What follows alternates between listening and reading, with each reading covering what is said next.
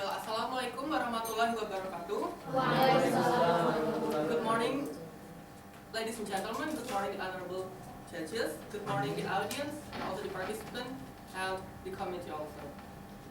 Today, I'd like to present my essay about the reclamation of Jakarta Bay. It is a sub-theme of environmental damage due to growth and development. Now let's get started. Talking about reclamation in Jakarta Bay, I believe that all of you here already know who is this person. His name is Basuki Cahayapurnama, known as Ahok. He's the governor of Jakarta. And what is the picture beside of him? The picture beside of him is a picture of reclamation in Jakarta Bay. But the reclamation of Jakarta Bay is not built by Ahok, and it is not government project. It is actually private company project, Agung Podomoro Group. So what is the relation between Ahok and the reclamation of Jakarta Bay? So here's the relation. Lately, there is a case in Jakarta which caused pros and cons in the society. One of the pro side is coming from Ahok. He claims that the reclamation of Jakarta Bay will prevent the starvation in about 40 years later because there is no more space in Jakarta due to the increasing of the population. And also, reclamation of Jakarta Bay will help the economic sector of Jakarta. But here, I don't think so. I have a different opinion with Ahok. Because here, the reclamation of Jakarta Bay has some conflicted evidence, and it will give bad effect or damage to the environment, which bring more harm than goodness. Well, before I mention and explain about what is the effect of the reclamation, I'd like to make it clear. I'd like to explain what actually reclamation really is. Reclamation is the process of creating new land from ocean, riverbeds, or lake beds. It can be done in two ways, which are drain the watery area or fill the watery area with soil until it forms a new land. Okay, next. After knowing what reclamation is and how does it work, as I said before, I'd like to mention and explain about what is the effect of reclamation. I have three effects here. First is flood. Second, reclamation of Jakarta Bay will break marine ecosystem, and the third, it will drown small islands nearby. And now let's go to the first effect. Flood. And how come reclamation can cause flood? It is actually basic physics. When you put something into water or you drop something into water, then it will automatically raise the water level. The reclamation also can cause flood because the stream from the river that actually should flow to the sea blocked by the reclamation. So the stream from the river will flow back to the river and cause flood. And here, when the rainy seasons come, I believe that the flood will become worse, and it is not impossible that the flood will reach the palace of Indonesia. As you can see in the picture here, the red mark is the location of the palace, and it is pretty close with the bay. When the flood becomes worse and reach the palace, I believe that it will disturb the access and the mobility to go to the palace. Palace is very vital area for national businesses. So I think that it should not be disturbed. And when the palace disturbed by the flood, I believe that government will cost more money to solve that problem.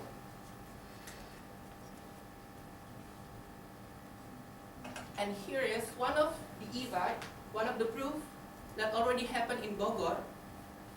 Bogor got flood because of the reclamation of Jakarta Bay. And that's about the effect or the damage that caused by the reclamation. Now let's go to the second effect. Reclamation will break marine ecosystem.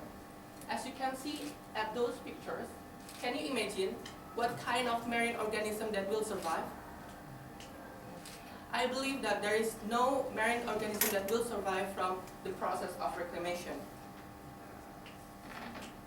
The process of reclamation in Jakarta Bay is using method that is by filling the sea area with heavy rocks or cement, then fill it with dirt and clay. And the filler material is coming from the excavation from the seabed or seafloor around or beneath the reclamation. The excavation process is totally damaged for the marine ecosystem, for example, corals. Corals is the habitat of fish and another sea creatures. When the corals are broken, then the fish and another sea creatures will not have place to live and they die. Sea fish and another sea creatures will not only die because of the excavation, they will die because of the water around the reclamation is already polluted by cement and another chemical materials.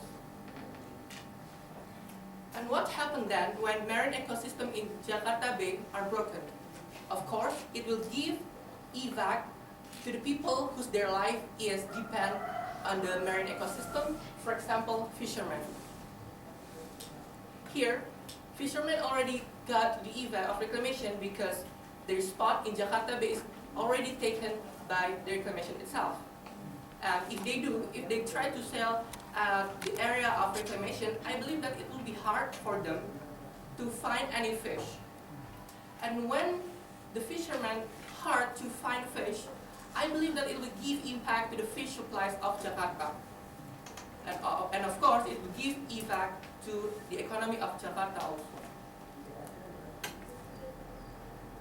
And that's about the second evac. Now let's go to the third evac. It will drown small islands nearby. And by small island nearby here, I mean Kepulauan Seribu, because the location of Kepulauan Seribu is near to the reclamation of Jakarta Bay.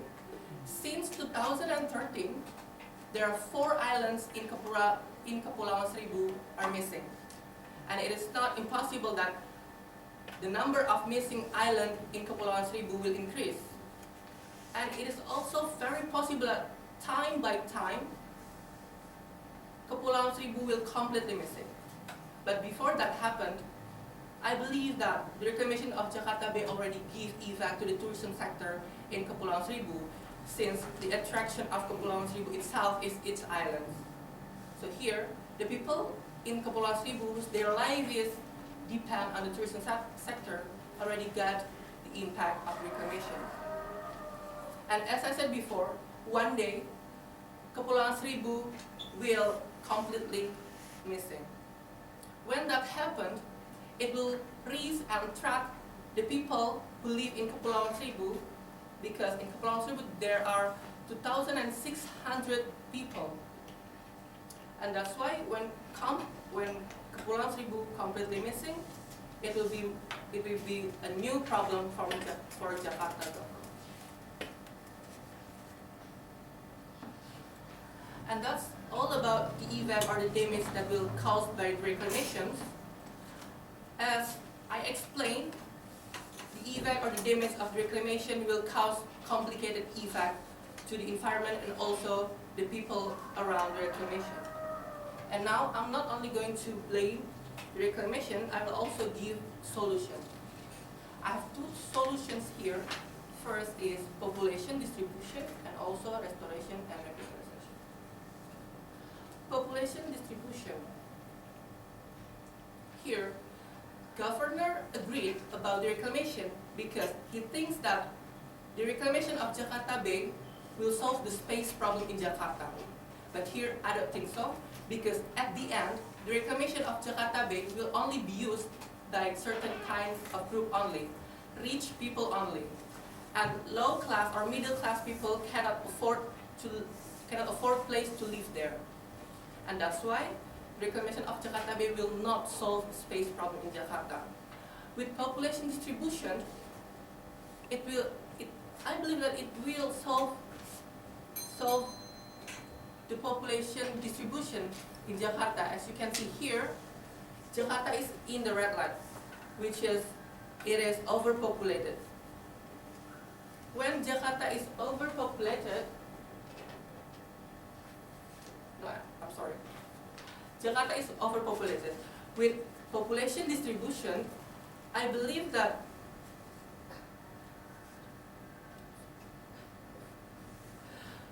with population distribution, I believe that it will solve the space problem and the population problem in Jakarta, since there is a huge gap between the population in Java Island, especially in Jakarta, and another island such as Sulawesi, Sumatra, Borneo, and Papua.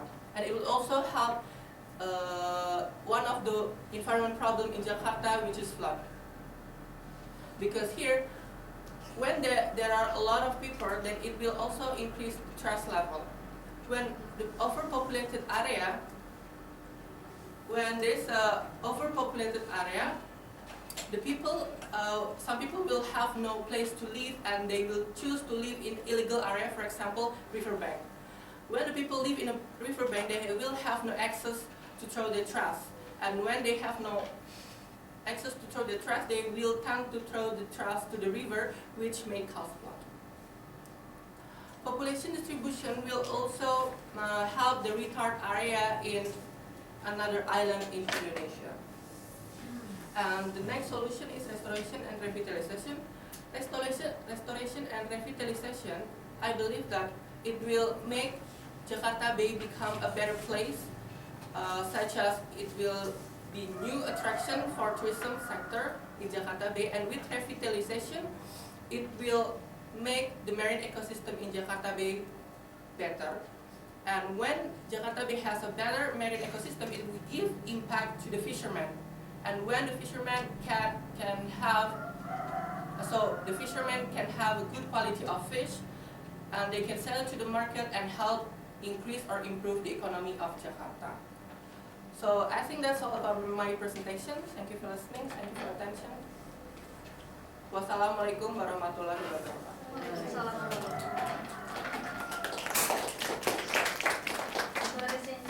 So the honorable judges, this time for question and answer session. Time is yours. Thank you. It was a nice presentation. Thank you. Okay, nice topic too.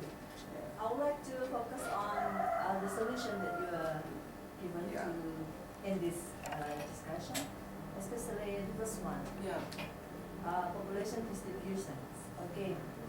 Of course, it is very ideal to have a population that is spread all throughout the Indonesia, especially in the rural islands, for example, like Kalimantan. But okay, what can you say about the consideration for what people? To what people that they have to move to be moved to that islands? The consideration. Yeah, the qualification, for example, the characteristics Of the people yeah. that should move there. Yeah. The qualification of people that should move to another island is people who maybe the people who don't have place to live in Java Island, or who they live in illegal islands such as in riverbank. So that's the consideration. So firstly, the government should issue law or undang-undang to. No. Actually, not necessary. Actually, no. To force the people, to force those kind of people that later they will willingly move to the islands. So I think whenever we are talking about forcement to the people, it is the government policy.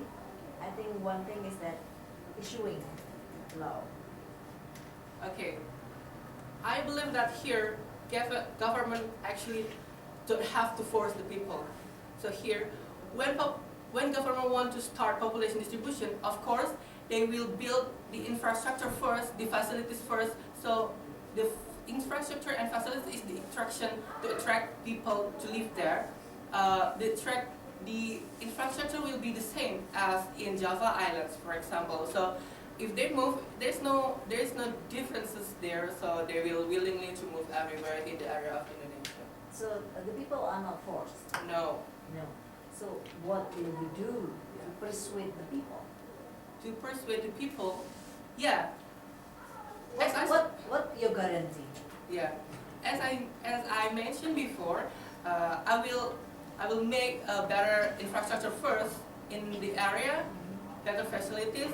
So I will pursue them. Come on, move to another place because your place is already overpopulated. Because your place is already overpopulated, and when you move to a better place, and when you move to another place, it will be the same place as you move now. So that's why it will also decrease the population. So your place right now, which is crowded, will be not crowded. Okay, thank you very much. Another question? Yes, it's interesting. I think, may I say that actually your idea is building infrastructure outside Java is more important or better than doing reclamation? Yeah. Is that your point? Yeah. So then if that's the case, what kind of facilities or kind of benefits that people will get? I have a crazy idea. For example, do you agree or not? This is crazy anyway. What if the government forced the rich people moving out from Jakarta or Java to outside Java to the islands that you mentioned because they have more capital, so they don't have to wait government to build infrastructure because it takes ages. So what do you think? I'm sorry, can you repeat it again, please? So instead of asking illegal people who are living in illegal places, what if we ask rich people to move out from Java, to stay outside Java, to make this population distribution possible? Because they are rich, they can invest anywhere they can. They don't have to wait infrastructure from the government, which takes ages to build. What do you think? I think that I don't agree with that idea because, as I said before, I will not force everyone to move to another island. I will wait for their willingly to move by themselves. Okay, thank you.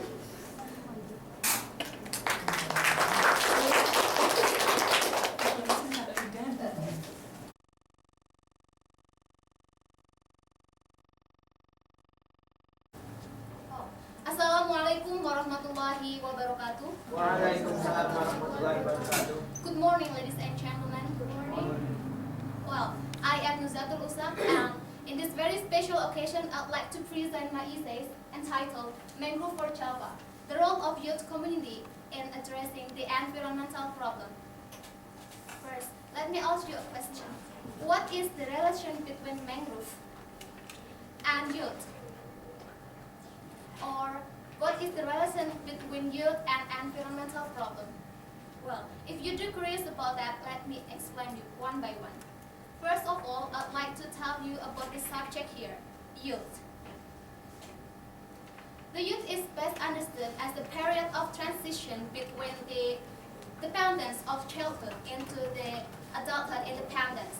And when we talk about youth, age is the easiest way to define about this group, especially when it is connected with education and employment, because youth are often related with those persons who are between the age of leaving compulsory education and find his or her first job.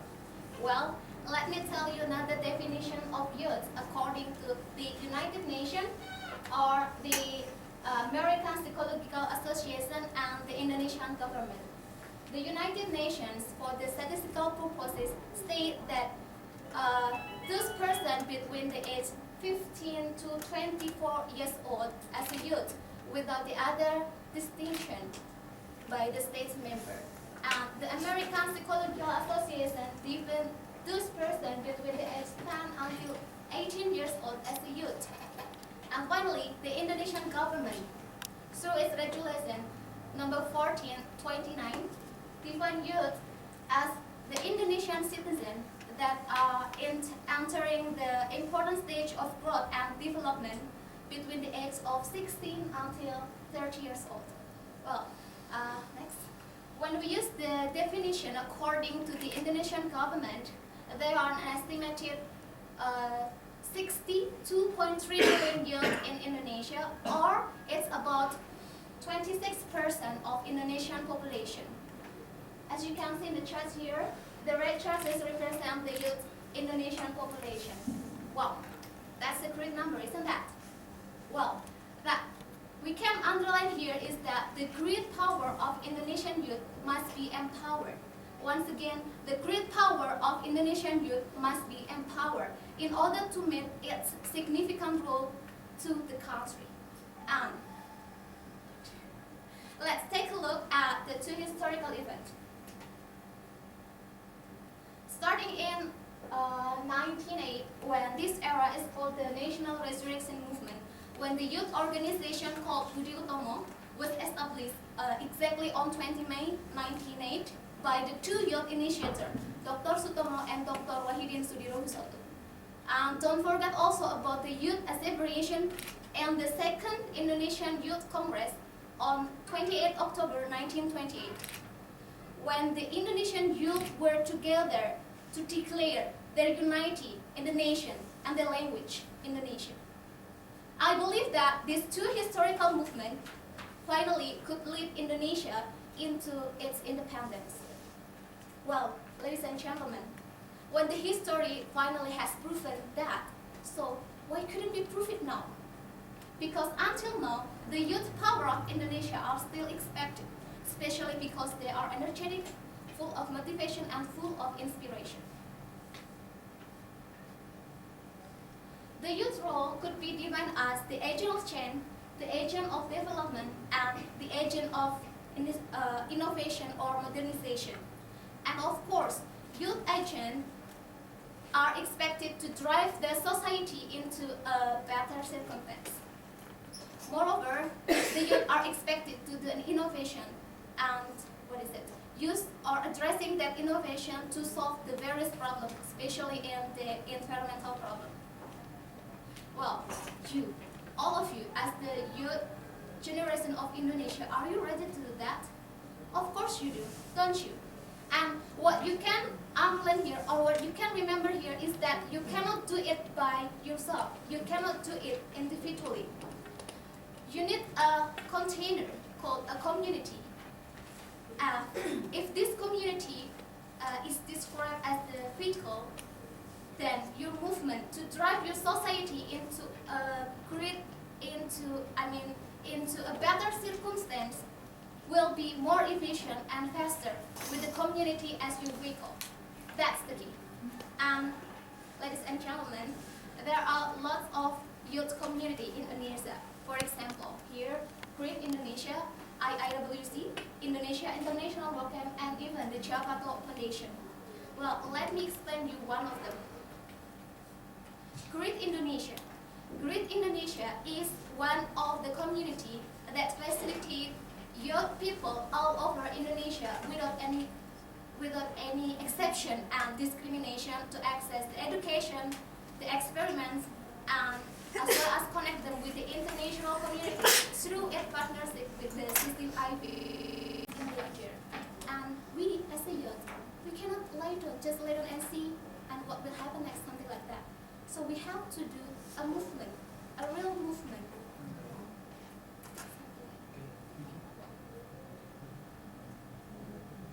Okay.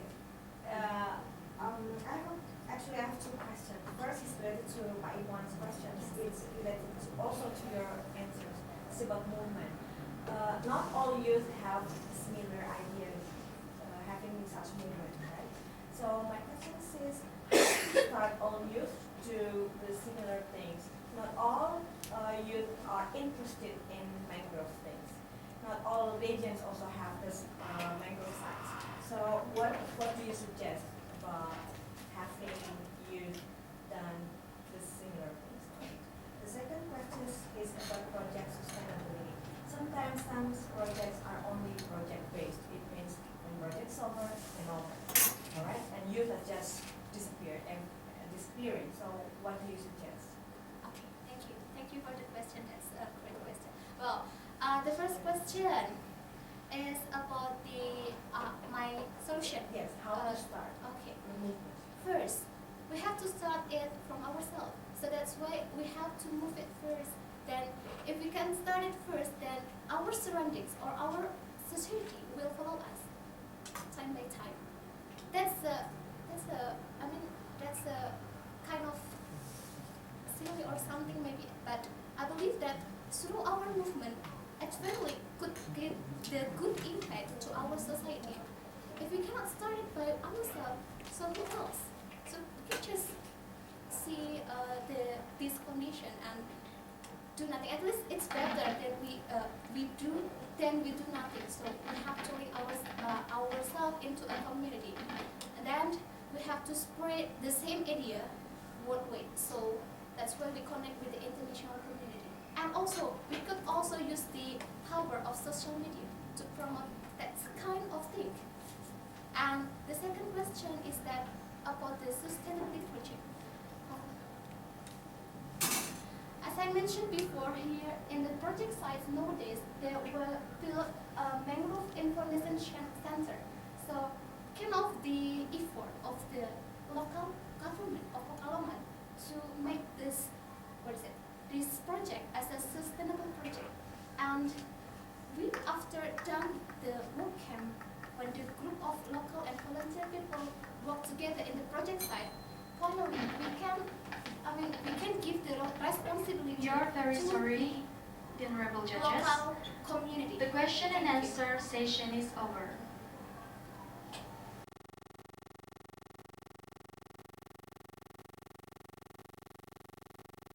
Audiences. This good occasion, I would like to present a presentation about the electrical needs versus environment. First of all, let me introduce myself. My name is Abdullahi Musani. Then let's go to the part 1, shall we? Okay, introduction. I would like to ask you something. How do you wash your dirty clothes? Is it by manual way or washing machine? Okay, that's right. Why? The first is because it could save your time, right? So you don't have to spend all of your time in a day to wash your dirty clothes. And the second is, it could save your energy, so you can do something else. So in this case, I would like to say that theoretical energy is one of energy that is needed by human right now. Then this electrical energy is used to fulfill our daily needs, right? Such as washing, cook your rice, do your job, such as writing, and then do some business, help your parents, and many more. And every day, every year, humans' needs are growing and developing. Am I right? Yes. But so this is become challenge for our government to provide the supply of electrical energy. And unfortunately, in providing the supply of electrical energy, the government is still depend on non-renewable energy sources such as oil and coal. But in the fact that the government prefer coal than oil. Why? Because the cost of production of coal more cheaper than oil. So the government will choose coal than oil. And then, because the government choose the coal as the alternative energy, it could increase the exploitation of coal. Unfortunately, increasing the exploitation of coal is not matched by an increase in the waste management. So, in my opinion, the government is still not serious to think about the management of waste from using coal as fuel in the steam power plant. This is the second part discussion. The first is the electricity problem. second, and the third. And then the first is the electricity problem. Honestly, Indonesia has a lot of problems, right? Has a lot of problems. But this is the big problem that have to be done, that have to be faced by our government, by our country. That is the electricity problem. Okay. The first is based on electricity data in 2014. There are 115 villages in Indonesia haven't facilitated by electricity supply, although we have 5,003 power plants with different types of energy. So it becomes a challenge for our government. Then the third problem is utilization of renewable resources is not optimal. Why is not optimal? Because the energy resources location far from village or area that need electrical energy supply. That's why utilization of renewable resource is not optimal. This is rural electrification in 2014. We can see that there are 70.79%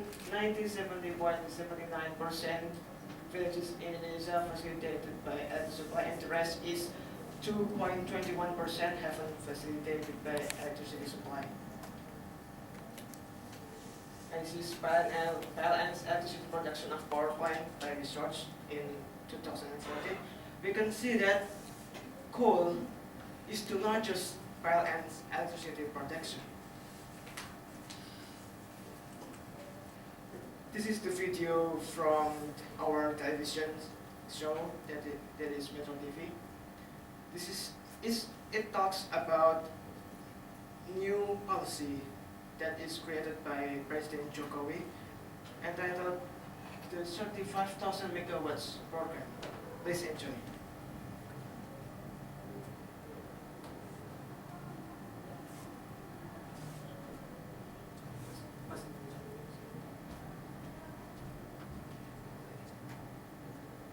Terima kasih Anda masih bersama kami di Metro Bisnis. Pemirsa, pemerintah optimistis target pembangunan pembangkit listrik 35.000 MW dapat tercapai dalam 5 tahun.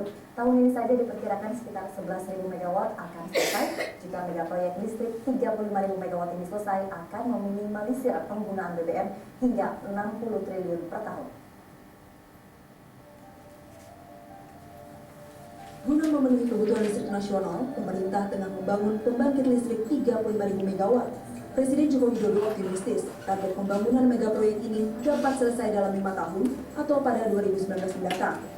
Untuk tahun ini saja diperkirakan pasokan daya listrik sebesar 11.000 MW dapat tercapai, sementara tahun depan sebesar 10.000 MW.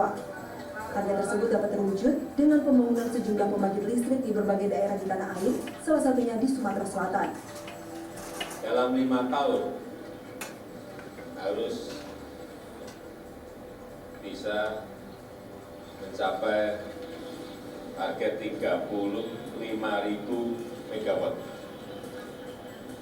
Yang kemarin aja 8 tahun 10.000 nggak sampai, ini 35.000. Sehingga saya perlu datang ke sini untuk menyampaikan langsung pada manajemen, pada GM, kepada kepala divisi bahwa target ini bukan target main-main, tapi target yang realistis, tetapi memang harus dicapai dengan kerja keras. Nah, ini sudah kita hitung-hitung kemarin, Mbak Bilu, mungkin akan mencapai kira-kira 11.000 megawatt. Sudah ketemu mana, titik mana, power plant yang mana, pembangkit listrik yang mana, lokasinya di mana, dan 11.000. Demi mewujudkan target tersebut, pemerintah akan menggunakan sumber dana dari APBN dan akan menggandeng investor. Pemerintah akan menanggung dana pembangunan 10.000 MW dan sisanya ditanggung investor.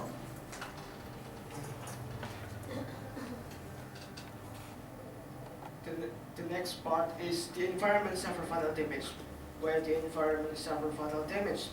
Because the government is still not serious to invest of management from burning of coal as a fuel in steam power plant, the environment becomes target of fatal damage. The Did you know what kind of emissions from the burning of coal? The first is fine particles, that is nitrogen oxides and sulfur dioxide. And then toxic metals, mercury, lead, arsenic, cadmium, nickel, and cadmium. And last is ozone. Can you imagine if you are living in steam coal power plant? What will happen? We have to breathe all this emission to our body. It's very bad. Because this emission is not controlled, our early mortality in Indonesia becomes 6,500 people per year. And if the government insists to build a new steam power plant, this will be happen. The estimated number of premature deaths become 15,700 people per year. This is very bad. Okay, this is number of premature death in Indonesia. The premature death in Indonesia caused by ischemic heart disease, stroke, lung cancer, and cardiovascular and other respiratory disease. And then this is the estimated number. Okay. What is the solution of this problem? I took this recommendation from the article that is created by Greenpeace Indonesia. Do you know Greenpeace Indonesia? It is an external organization that focuses on green activity in Indonesia. Okay, the first recommendation is no more new steam power plant. No more. And second is closing the oldest and dirtiest coal power plant. The third is if the government insists to build a new steam power plant, this point has to be done, that is strengthening the rule of law about the waste management of steam coal power plant and its reinforcement. And the last is increasing the utilization of renewable energy. I hope this last point have to be done. And this is conclusion for my presentation today. The first is we have great potential to use renewable energy sources in producing electrical energy safely. Second is the government should begin to make renewable energy resource as major energy resources. And last is not only environment that destroy because the emissions, but it could destroy livelihood as well, especially for farmers and fishermen, which they are key of our own economic center. This is references that I use. Okay, that's all my presentation today. Thank you very much. Wassalamualaikum warahmatullahi wabarakatuh. So, the honorable judges, this time for question and answer session. Time is yours. Good morning. How do you feel? Nervous. All right. Thank you for all the data. And can I see the recommendation that you proposed based on Greenpeace? Yes.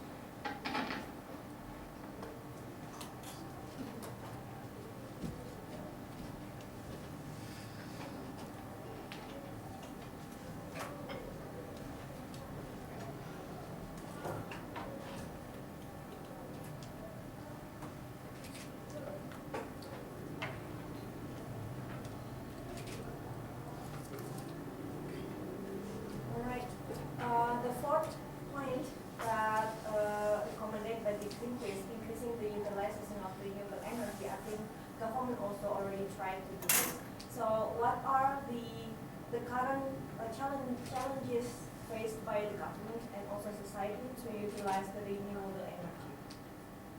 Okay. The first is thank you for the question, and I'll try to answer it.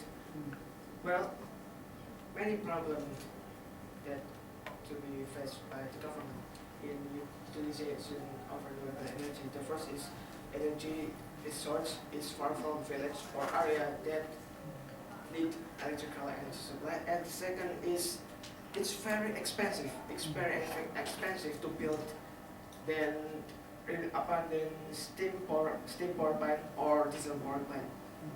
I think that is the problem. for challenge that have to be faced when the government increasing the utilization of renewable energy. So what is the solution then? The solution of that.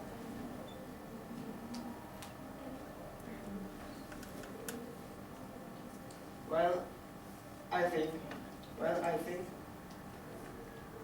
we keep on utilization of renewable energy, and we use third point, that is strengthening the role of law about the waste management of steel coal power plant and its environment. So it means that power plant with renewable energy and power plant with non-renewable energy is still built. I think like this. And maybe cooperation with other countries confessing. Yes. Thank you. Yeah. Thank you. Could you show the conclusion?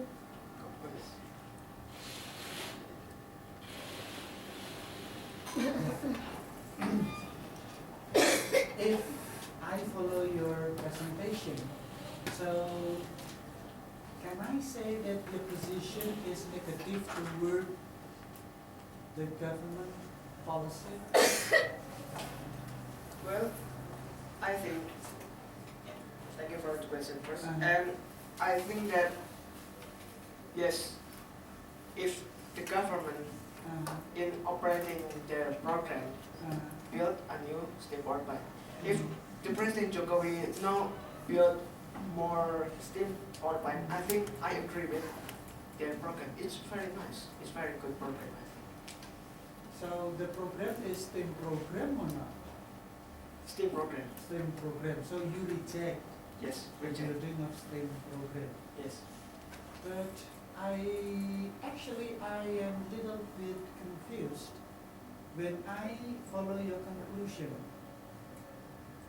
The first question is, we have a great potential to use renewable energy. Yeah.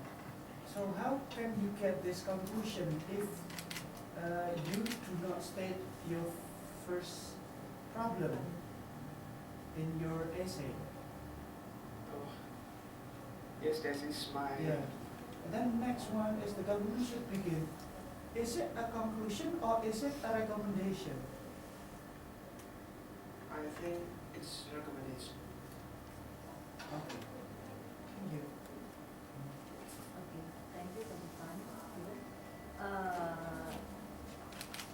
Yeah, so maybe in line with what Pak Iman have already just said, I would like to say that maybe in the conclusion here you gave recommendation. Your conclusion is giving, for example, government or other parties about the recommendations dealing with your purpose of discussion. Okay, now I would like to talk about the recommendation, the second recommendation. Could you please show me the previous slide?